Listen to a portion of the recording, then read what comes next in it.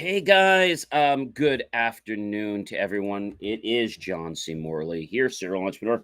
Great to be with you on a fantastic, shall I say, Wednesday afternoon. We try to get these out early, but it has been a little crazy, not to lie to you. Just my schedule and stuff. So just trying to catch up with everything in the holidays, kind of just right around the corner again, and they just were. So trying to catch up a little bit. Welcome everyone to the show. If you're wondering what the master topic it is building unity through clarity, communication, and compassion. And today's granular topic, in case you're wondering, I'm sure you were, cutting the red tape. Yes, not with scissors, and slashing unnecessary burdens. By the way, guys, we're on series 4, show number 22, episode number 5. Hey, a big welcome, everyone. And if you aren't trying to get on the show, so let me just tell you a few things. First of all, if you're trying to get on the show to be a guest, you can do that, obviously.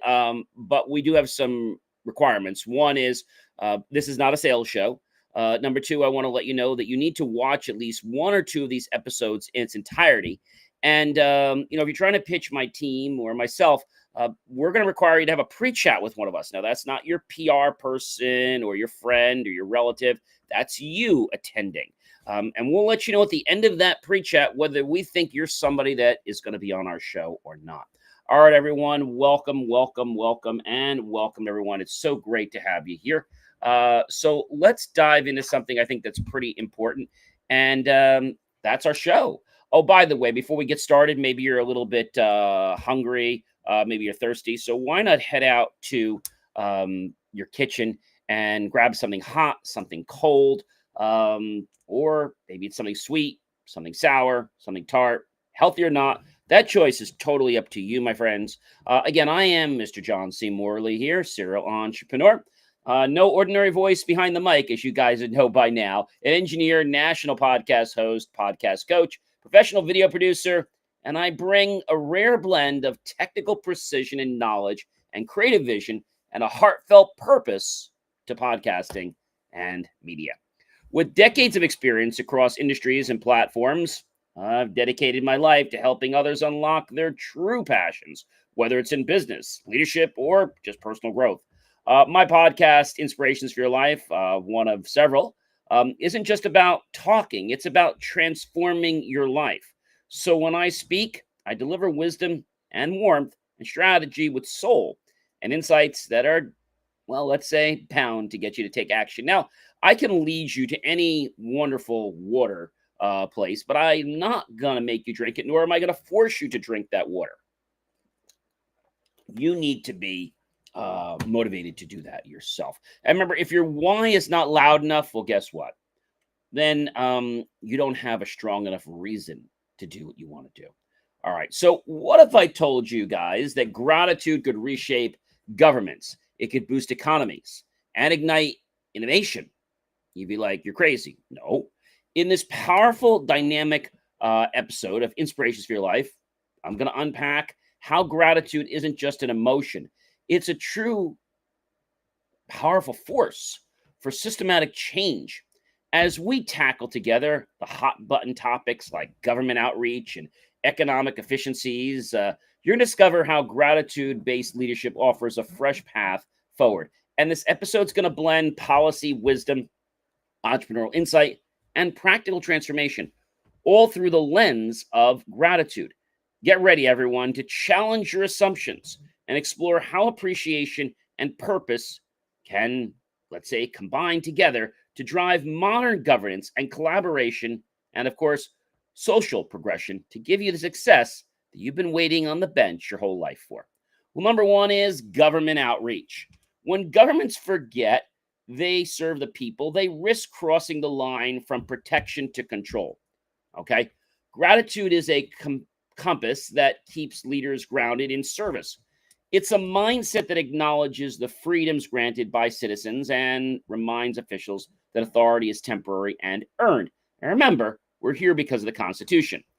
In this episode, I'm sure you guys know, I explore how gratitude within leadership is important and discourage, of course, cohesive overreaches and encouraging policies rooted in truth, respect, balance, and, of course, civil liberties.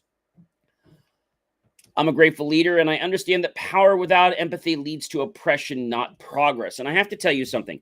A lot of people, they see me and I'm nice when they get to know me, but I tell people, don't mistake my kindness for weakness. You will be sorry. Um, so I think everyone deserves the right to be treated fairly, right? But sometimes when you're too nice to someone, people say, oh, gee, this person's like an idiot. I can take advantage of them. No, that's when the fire alarm goes off. Number two, economic efficiency. So gratitude cultivates awareness, and awareness sharpens our efficiency. When leaders and institutions operate with appreciation for time, resources, and respect for human effort, waste gives way to precision. And I dive deep into some important things like the fact that gratitude can fuel a new model of economic flow, where every dollar, every hour, and every penny in interaction is treated with true intention about purpose. Acknowledging contributions at any level, whether from the janitor or the CFO of the company, this creates a culture of care that naturally leads to a learner um, and systems, happier workers, and better outcomes. I think a lot of people get confused by all the jargon they see online. Like, oh, this isn't the way it's supposed to be, right? We've all heard the story from a lot of these local news people. Being in the media now for over 8 years, as a licensed media person, I can tell you that so many journalists and videographers write about if it bleeds, it leads. And that may be true for selling copies and getting people to interact, but that's a terrible way to involve people. I'd much rather get them in the heart, something about passion, something about truth, not about who got killed today, or somebody got stabbed, or something happened in a city where a bank got robbed or a store got held up, right? That's not great, but that's what people are seeing on TV. That's what the media thinks people want to see. Number three is support for small business. So, small businesses are the unsung heroes of innovation and, of course, community resilience. In the episode here, I'm explaining how gratitude towards small business owners, not just during Small Business Saturday or a great business week, but every day, ladies and gentlemen, can transform local economies. Maybe you're going to go buy some pizza. Well, buy it from someone right in your town. Maybe you're going to need a service from someone. Instead of going to some national company, do business locally. It not only helps that business, but it puts more money back into the local economy, to the town, to the borough. And that's important because that business is paying taxes and fees to the town. So you're helping your community.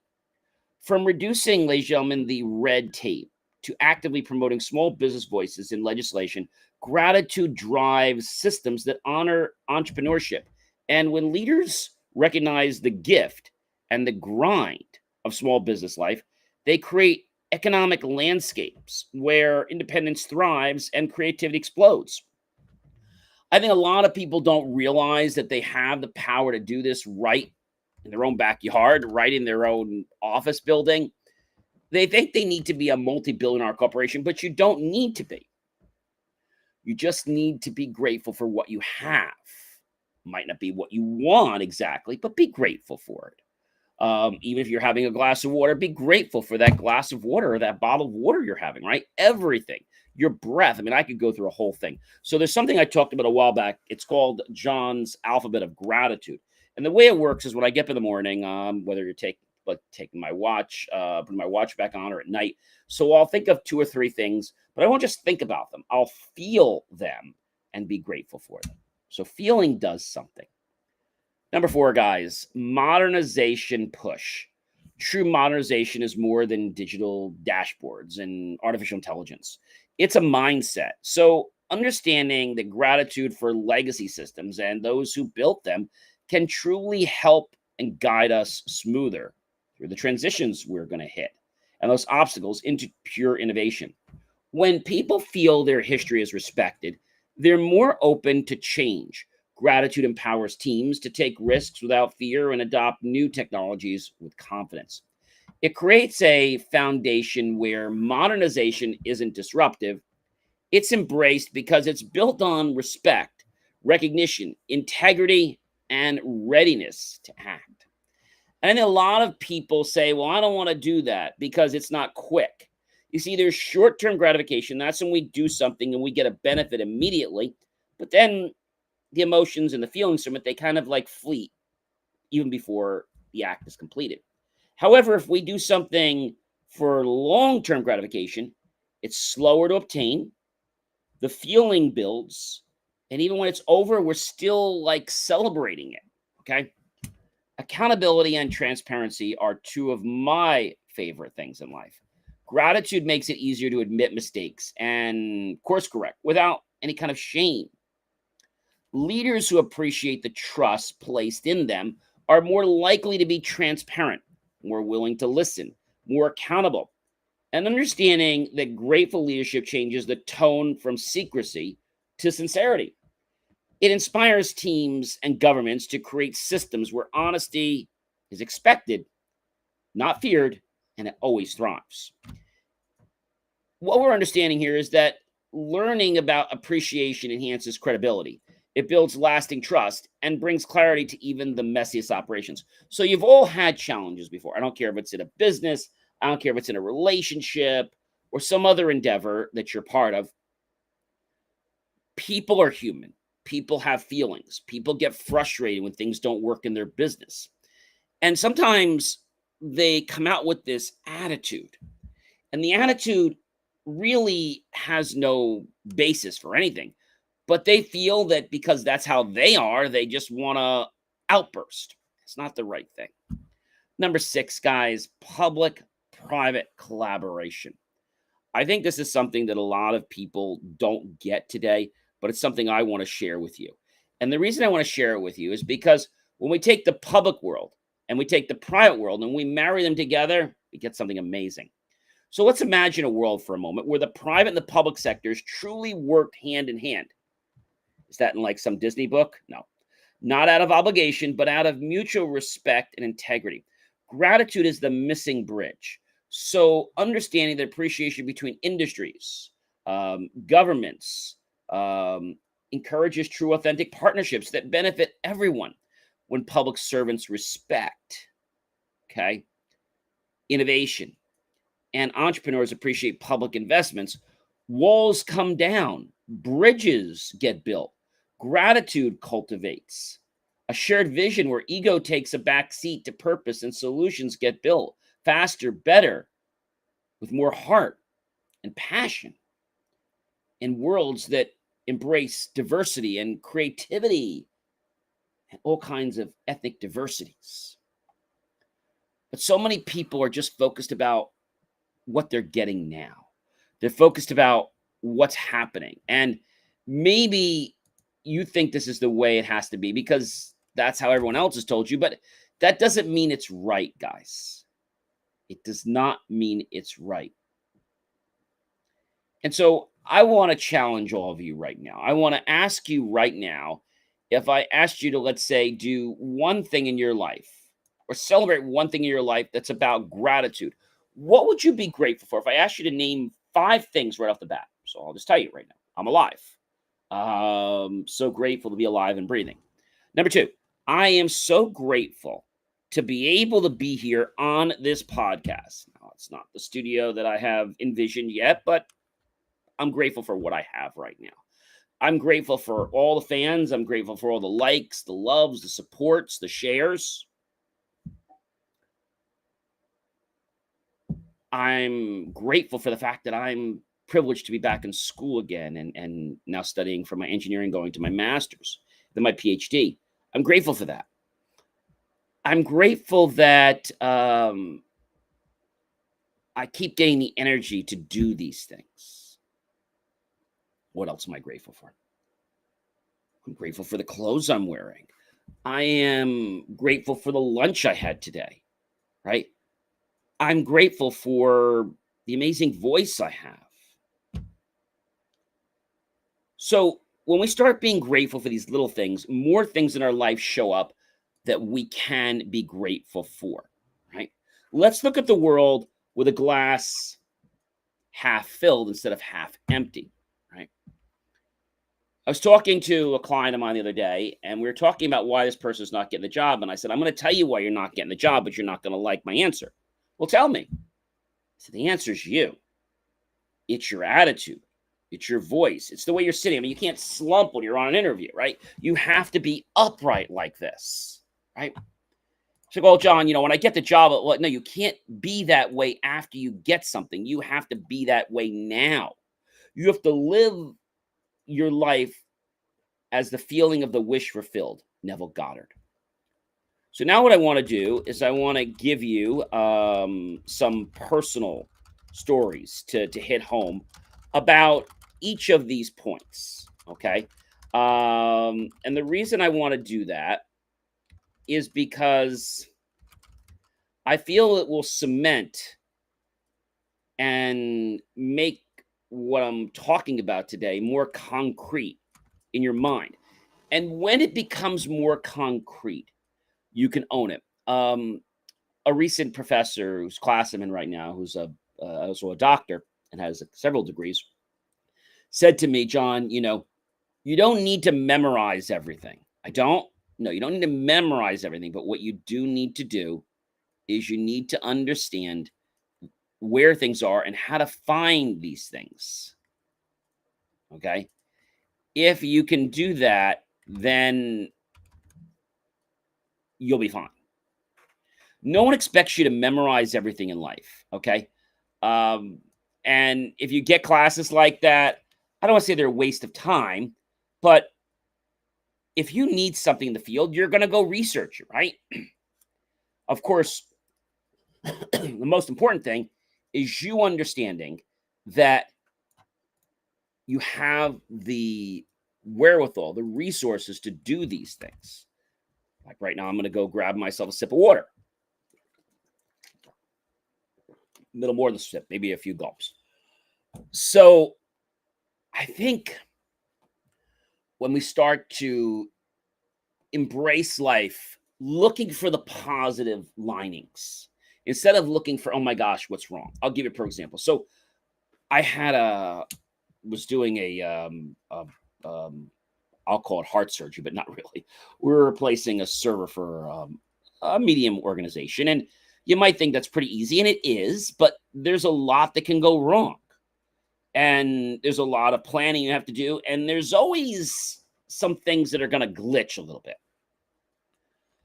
Working over the holiday weekend a little bit. And I remember coming into the place on Tuesday morning, hanging out there for a good hour or so, and nothing was wrong. They told me I could leave. 2 hours after I leave, they start having, well, this doesn't work. That doesn't work. I'm like, well, you said everything was fine. Was there? Well, we really didn't check. Well, so then I got busy and I tried to tunnel in and help them with some things, which I did. But then I was like, I'll do the other stuff later. And they said, why? I said, well, I've got class tonight. And then one of the owners was kind of muttering in the background, like, unbelievable. And they used the word like an F in there, which we won't do that, but they used the word in there. And I was just like, that's these people's personality. It's like a Jekyll and a Hyde. So I know that that's not the right thing. Okay. I promised to be there the next morning, which was this morning, and I got there early. I was going to get there very early, but they told me don't come because they're busy and they can't really get there till like 8:40, 8:45. I wound up getting there 9 o'clock. Why did I get there like closer to 9? I'll tell you why. It's because I wanted to do something to lighten the mood a little bit. So I went to a local bakery and I picked up some homemade, what do you call it? Like crumb cake. They're little small crumb cakes. I think I bought like maybe a dozen of those. And then I bought a nice apple like loaf, right? Like not a stolen, but like an apple kind of bread, if you will. Okay. And I got that. And when I delivered that, only one person in the organization said thank you to me. I said to them, which what in training I just saw it and that was just very nice of you. So sometimes people have got to be all about them, right? It happens, right? I'll never forget when I tried to launch a tech product designed to help some people manage things. It was actually for prescriptions. The tech worked flawlessly, but what didn't work was the mountain of outdated regulatory requirements that had nothing to do with safety or services. They were just relics of an old system. I spent over 6 months navigating that painful path of red tape instead of helping people. What struck me most wasn't the complexity, but how disconnected it all felt from where people are and how it was supposed to serve them. It just made life harder. That experience taught me that gratitude and leadership, being thankful for the people you serve, keeps us from falling into the trap of control over care. When we appreciate freedom, we don't smother it. We steward it. We usher it. And I think that's a problem with a lot of people when they hear gratitude. Like, well, of course I'm gratitude. I might not have this. I'm worth this. Like, that's not gratitude. That's an ego. That's an attitude. That's not anything that's going to help anybody. Well, you think it's going to help yourself, but it's not going to help yourself. It's just going to like put yourself down. Number 2, guys, economic efficiency. Back in my early engineering days, I worked with a manufacturing company that was bleeding money from inefficiencies left and right. No one seemed to care until the new plant manager arrived. It's actually a younger guy who was actually the owner's son. And they threw him in the helm, but he didn't know anything about managing money or even running that company. He did something unusual every morning. He walked the floor finally, and he thanked individual workers for their contributions. Slowly, that company that was starting to fall apart after his dad retired changed. Workers started sharing process improvements. People showed up earlier. Why? Because they felt seen. Within a year, output rose 30% and costs dropped. That's when I realized gratitude doesn't just feel good, it sharpens the focus. It turns waste into worth. When we treat every action and dollar like it matters, they begin to multiply. How many out there have ever used an electron microscope? Maybe you've used it in college or in high school. And if you don't turn the magnification up high enough, right? So if we think about that, people often ask me, John, what is the highest electron, let's say, microscope? So there are all different kinds. It varies. The most powerful electron microscope actually it's been a workhorse in many regards, and it was actually in trying to what part of the world this was in. It's the most powerful electron microscope in the world, and but the challenge when building an electron microscope was finding ways to control the electron beam, right? So an electron beam consists of an electron source, often called an electron gun, and it hands the optics and right to the detector, and then the exact design can change depending on what you're doing. So if you had to ask me, John, where is this? And I will tell you that we have them around different parts of the world. And the thing is, if you said to me, John, where is the best electron microscope? If I had a pinpoint, the in the world, like where it is today, maybe go travel. So it actually is in Berkeley, California. It's the Lawrence Berkeley National Laboratory.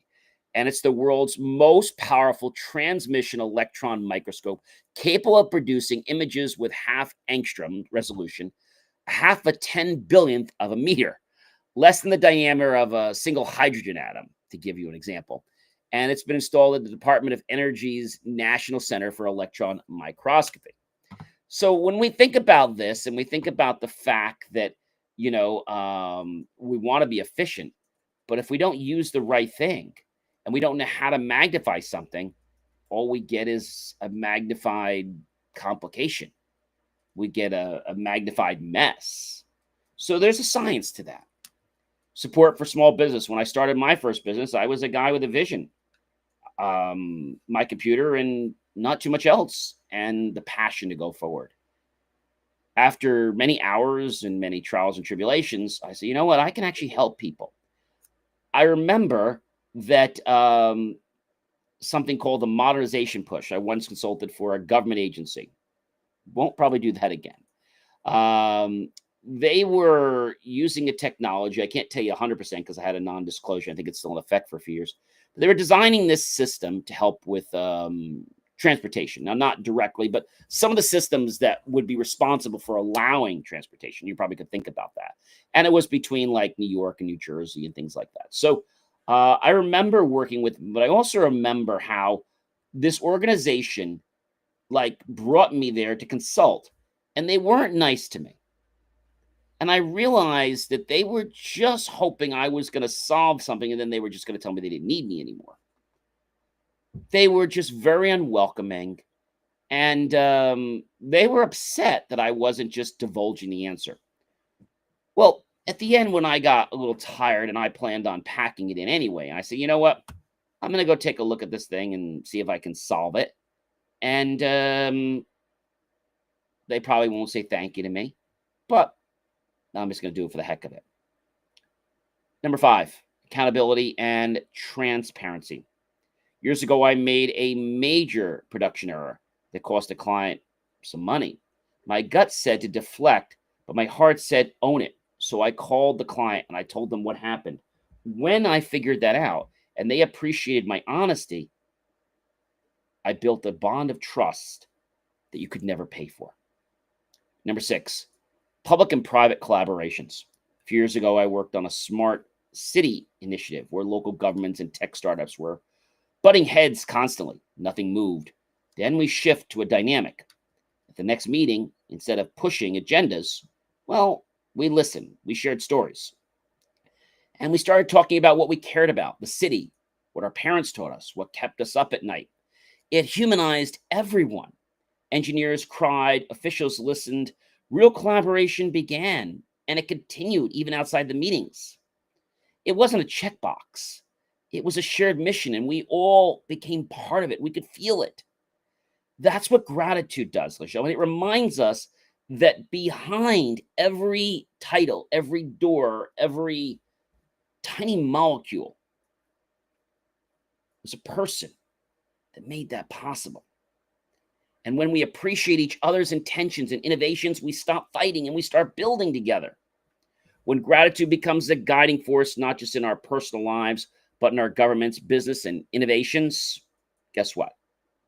We become a smarter world that's empowered to be together with our strategic focus. Well, ladies and gentlemen, I'm John C. Morley, serial entrepreneur. It's always a privilege, pleasure, and honor to be with you guys. Do check out BelieveMeAchieve.com. I'll catch you guys in this show real soon. Be well, everyone.